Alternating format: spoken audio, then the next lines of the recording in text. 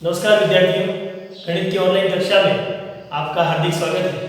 पिछली कक्षाओं में हमने वैदिक गणित की में वर्ग संक्रिया और घन संक्रिया का अध्ययन किया था। हमने सूत्र निखिलम द्वारा किसी संख्या का वर्ग ज्ञात करना एवं किसी संख्या का घन ज्ञात करना इनका अध्ययन किया। आज की कक्षा में हम वैदिक गणित का प्रयोग करते हुए किसी संख्या को भाग कैसे किया जाता है या भागफल संक्रिया का हम अध्ययन करेंगे, जिसमें भागफल संक्रिया में हम ध्वजांक विधि का अध्ययन करेंगे। तो आइए चर्चा करते हैं ध्वजांक विधि। ध्वजांक विधि जो है विशेषकर वैदिक गणित में भाग विधियां जो है बच्चों को बहुत कठिन लगती है, लेकिन अगर आप इसको एक अच्छे तरीके से समझें, इसके फॉर्मेट को समझें, इसकी शब्दावली को समझें, तो आप आसानी से बड़े से बड़ा भाग कम समय में हल कर सकते हैं। तो आइए चर्चा करते हैं ध्वजांक विधि की। तो ध्वजांक विधि से किसी भी भाग संक्रिया को हल करने के लिए सबसे पहले आपको इसकी शब्दावली को समझना बहुत जरूरी है। शब्दावली में पहला शब्द है ध्वजांक। तो ध्वजांक किसे कहा जाता है? तो भाजक के इकाई व इकाई युक्त कई अंक जो घात के रूप में लिखे जाए वो आपके कहे जाएंगे ध्वजांक। वापस सुनिए एक बार। भाजक के इकाई व इकाई युक्त कई अंक जो घात के रूप में लिखे जाए वो कहलाएंगे ध्वजांक। अब कहाँ लिखेंगे? तो अपन इसका फॉर्मेट बना के देखेंगे। मुख्यांक। तो मुख्यांक किसे कहते हैं? कि भाजक का शेषफल या भाजक का शेष अंक, इकाई या इकाई अंक तो अपन ने लिख दिए घातांक, उसको अपन ने कह दिया ध्वजांक। उसके अलावा जो शेष बचते हैं अंक वो जो आधार के स्थान पर लिखे जाएंगे और जो वास्तविक भाग संक्रिया संपन्न करेंगे वो आपके कहलाएंगे मुख्यांक। तो ध्वजांक विधि समझने से पहले आपको ये दोनों शब्द जो है वो समझना बहुत जरूरी है कि ध्वजांक आप किसे कहेंगे? कि भाजक के इकाई एवं इकाई युक्त अंक जिनको अपन किस में लिखेंगे? घात के रूप में लिखेंगे, पहली बात। दूसरा मुख्यांक कि भाजक के इकाई और इकाई युक्त अंक को लिखने के बाद जो अंक बचेंगे, जो वास्तविक भाग संक्रिया संपन्न करेंगे वो आपके कहलाएंगे मुख्यांक। तो ये दो शब्दावली जो है आप इनको समझ लें। एक उदाहरण द्वारा हम ध्वजांक विधि को लिखने का तरीका और ध्वजांक विधि द्वारा भाग संक्रिया को कैसे हल किया जाता है उसको समझें। तो उदाहरण मैंने लिया है, मुझे 23,754 में 74 का भाग 74 का भाग करना है। तो सबसे पहला इसकी विधि के अंतर्गत सबसे पहला अपन काम क्या करेंगे? सबसे पहला काम ये करेंगे कि 3 खंडों में विभाजित करना संख्या को। 3 खंडों में विभाजित कर। विभाजित किस तरीके से करेंगे? 3 खंड बनाएंगे। सबसे पहले ये प्रथम खंड, ये द्वितीय खंड और ये तृतीय खंड। 3 खंड बना दिए और यहां पर एक रेखा खींचेंगे जिसको अपन कहेंगे क्षितिज रेखा। तो क्षितिज रेखा के नीचे जो भागफल आपका आएगा वो क्षितिज रेखा के नीचे लिखा जाएगा और जो शेषफल आएगा वो इस खंड में लिखा जाएगा। तो 3 खंडों में हमने विभाजित कर दिया। तो सबसे पहले 3 खंडों में विभाजित करना, प्रथम खंड, द्वितीय खंड और तृतीय खंड। अब दूसरा प्रथम खंड में आप क्या लिखेंगे? तो प्रथम खंड में आपका लिखा जाएगा घातांक के स्थान पर ध्वजांक और आधार के स्थान पर आपका लिखा जाएगा मुख्यांक। आधार के स्थान पर आपका क्या लिखा जाएगा? मुख्यांक लिखा जाएगा। तो भाजक अपने पास यहाँ पे 74 है, तो उसमें जो इकाई अंक है वो कितना है? 4। तो उसको मैंने लिख दिया घातांक के स्थान पर और आधार के स्थान पर जो बचे हुए शेष अंक है वो आ जाएंगे। तो वहां पे कितना आ जाएगा? 7 आ जाएगा। तो घातांक के स्थान पर अपने कितना लिखा? घातांक ध्वजांक की परिभाषा अपने क्या पढ़ी थी कि इकाई एवं इकाई युक्त अंक जो घातांक के स्थान पर लिखे जाए। तो इकाई कितनी है? यहाँ पर 4 है, तो 4 को अपन ने लिखा ध्वजांक के स्थान पर और 7 को अपन ने लिखा आधार के स्थान पर, जो अपना कहलाएगा मुख्यांक और जो अपनी वास्तविक भाग संक्रिया को संपन्न करेगा। ठीक है, ये हो गया। अब जितने अंक, ध्यान देना, जितने अंक आपके ध्वजांक में है उतने ही अंक आपके तृतीय खंड में आएंगे। पहले अपन तृतीय खंड लिख देते हैं। तो तृतीय खंड में अपन क्या लिखेंगे कि ध्वजांक के समान अंक, ध्वजांक के समान अंक, और वो भी कहां से, जिस संख्या को आपको भागित करना है उसकी इकाई से। तो ध्वजांक के समान अंक इकाई से तृतीय खंड में आएंगे। ध्वजांक के समान अंक इकाई से तृतीय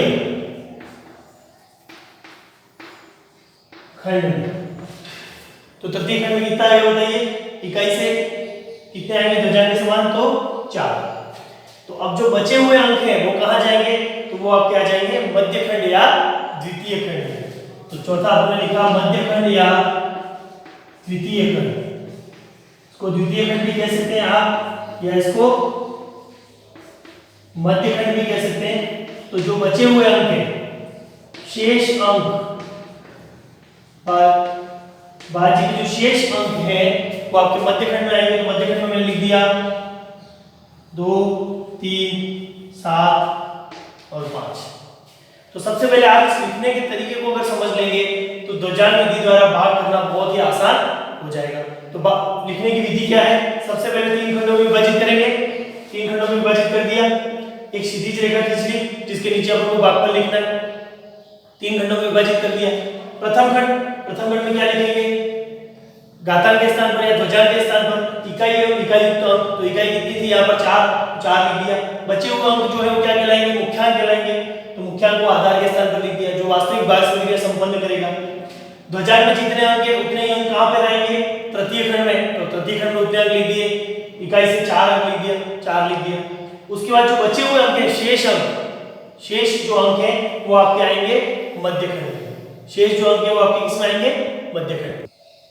तो विधि के अनुसार संख्या को लिखने के पश्चात हम भाग संक्रिया को शुरू कर सकते हैं।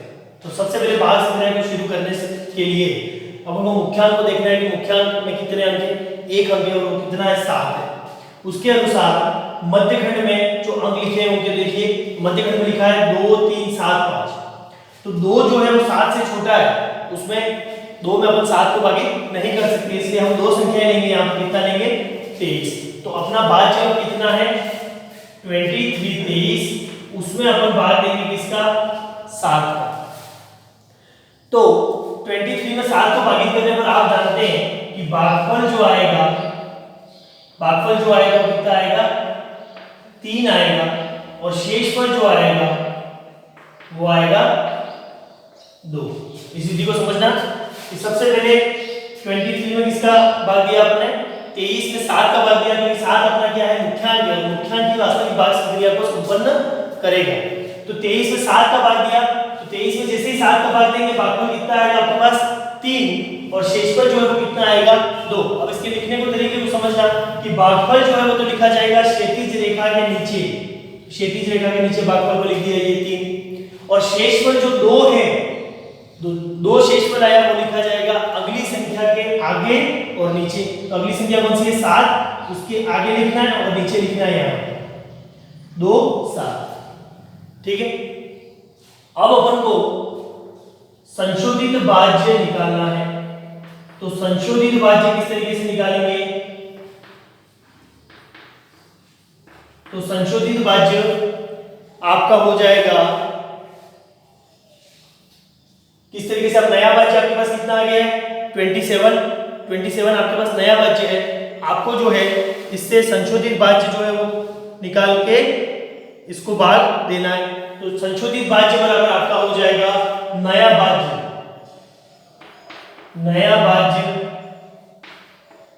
माइनस ध्वजांक गुणित भागफल अंक।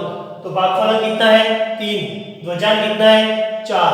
तो संशोधित भाज्य बराबर नया भाज्य माइनस भागफल अंक गुणित ध्वजांक।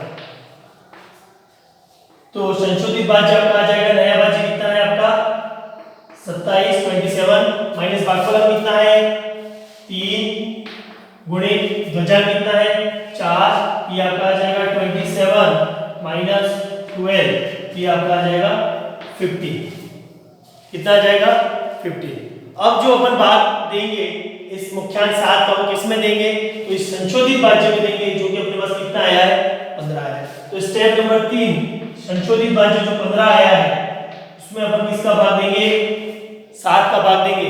तो जैसे ही संशोधित भाज्य 15 में 7 का भाग देंगे तो आप जानते हैं भागफल जो है वो कितना आएगा, भागफल जो है वो आएगा 2 और शेषफल कितना आएगा, शेषफल आएगा आपका 1। 7 का भाग अगर आप 2 बार बोलेंगे तो कितने आएंगे 14। तो 15 में अगर 7 का भाग देंगे तो भागफल जो है वो कितना आएगा 2 और शेषफल कितना आएगा 1। अब बताइए भागफल को अपन कहां लिखते हैं, क्षैतिज रेखा से नीचे, तो भागफल को लिख दिया ये 2 और जो शेषफल रहेगा उसको कहां लिखेंगे, तो अगली संख्या से आगे और नीचे। तो अगली संख्या कौन सी है 5 है, उससे आगे और नीचे लिखा ये 15 लिख दिया, ठीक है, इससे आगे और नीचे यहाँ पे लिख दिया। तो अब वापस अपन को क्या निकालना पड़ेगा, तो वापस अपन को संशोधित भाज्य निकालना पड़ेगा। तो स्टेप नंबर 4 में अपन निकालेंगे संशोधित भाज्य। तो संशोधित भाज्य के लिए वापस सूत्र याद कीजिए क्या है, नया भाज्य। तो नया भाज्य आपके पास कितना है 15 है, नया भाज्य कितना है 15 है, माइनस भागफल, भागफल कितना आया था आपके पहले स्टेप में 2 आया था, तो 2 लिख दिया, इंटू ध्वजांक, ध्वजांक आपका कितना है 4 है, तो 15 माइनस 2 इंटू 4 15 माइनस 8, तो ये आपका आ जाएगा 7। अब आपके पास जो संशोधित भाज्य आ गया वो कितना आ गया 7 आ गया। तो अब इस मुख्यांक का भाग आप किस संख्या में देंगे 7 में देंगे। तो स्टेप नंबर 5 में संख्या 7 में जब आप 7 का भाग देंगे तो बोलो भागफल कितना, भागफल कितना आएगा 1 और शेषफल कितना आएगा 0, कोई भी शेष नहीं बचेगा, तो शेषफल कितना आएगा 0। तो वापस वही चीज करेंगे कि भागफल को तो लिखेंगे क्षैतिज रेखा के नीचे यहां पर, और शेषफल क्योंकि अब द्वितीय खंड या मध्य खंड जो है उसकी सभी संख्याएं खत्म हो गई है, तो शेषफल जो आपका रहेगा वो 0 है, तो कहां लिखा जाएगा आगे वाले खंड में। तो अपन किस खंड में आ गए, तृतीय खंड में आ गए। किस खंड में आ गए अपन, तृतीय खंड में। तो वापस समझिए एक बार कि आपका जो मुख्य भाग क्रिया को जो संपन्न करेगा वो आपका मुख्यांक करेगा, मुख्यांक से आपको भाग देना है, भागफल को क्षैतिज रेखा से नीचे लिखना है, शेषफल को आगे वाली संख्या के आगे लिखना है, उसके बाद क्या निकालना है संशोधित भाज्य निकालना है। तो संशोधित भाज्य कैसे निकालेंगे, नया भाज्य माइनस भागफल अंक इंटू ध्वजांक। तो इस तरीके से आप संशोधित भाज्य निकालेंगे। तो संशोधित भाज्य निकालते हुए आप भाग संक्रिया को संपन्न करेंगे। तो भाग संक्रिया को संपन्न करने में जैसे ही आपका द्वितीय खंड जो है वो खत्म हो जाता है और आप पहुंच जाते हैं किसमें, तृतीय खंड में। तो तृतीय खंड में पहुंचने पर आपको अंतिम शेषफल ज्ञात करना है। तृतीय खंड में पहुंचकर आपको अंतिम शेषफल ज्ञात करना है। तो अंतिम शेषफल ज्ञात करने के लिए आप तृतीय खंड में जो संख्या है उसको देखिए। तो तृतीय खंड में आपकी कितनी संख्या है 4। तृतीय खंड में जो आपकी संख्या है वो कितनी है 4 है, क्योंकि आगे से तो शेषफल जो है वो 0 था, तो अपने पास तृतीय खंड में संख्या कितनी है 4 है। पहली बात तो ये, उस 4 में से आपको शेषफल जो है वो ज्ञात करना है। तो तृतीय खंड में पहुंचने पर तृतीय खंड में जो संख्या है माइनस जो आपका भागफल अंक आया था, भागफल अंक कितना आया था 1 गुणा जो आपका ध्वजांक है, तो ध्वजांक कितना है 4, 1 गुणा 4 करेंगे। तो जैसे इसको देखेंगे 4 माइनस 4, तो आपका शेषफल कितना आ जाएगा 0 आ जाएगा। तो शेषफल को यहाँ लिखेंगे तो शेषफल कितना आ गया आपका 0। तो इस तरीके से ध्वजांक विधि का प्रयोग करते हुए अपन भाग संक्रिया को संपन्न करेंगे और साथ में आपको संकेत भी लिखते जाना है। आप संकेत साथ में लिखते जाएंगे तभी आप इस भाग विधि को आसानी से हल कर सकते हैं। तो बताइए भागफल जो है 23,754 में चिन्होत्तर का भाग देने पर जो भागफल मेरे पास आया वो कितना आया, तो भागफल अपन ने क्षैतिज रेखा से नीचे द्वितीय खंड में लिख रखा है। तो भागफल जो आपका आएगा वो कितना आएगा 321 और शेषफल जो आपका आएगा वो कितना आएगा, तो शेषफल आपका आएगा 0। तो भागफल आपका 321 और शेषफल जो है वो आपका आएगा 0। तो इस तरीके से वैदिक गणित में ध्वजांक विधि का प्रयोग करते हुए हम किसी भी संख्या को या किसी भी भाग संक्रिया को हल कर सकते हैं। तो आज की क्लास में बस इतना ही। अगली क्लास में हम भाग करने की अन्य विधियों का अध्ययन करेंगे। धन्यवाद।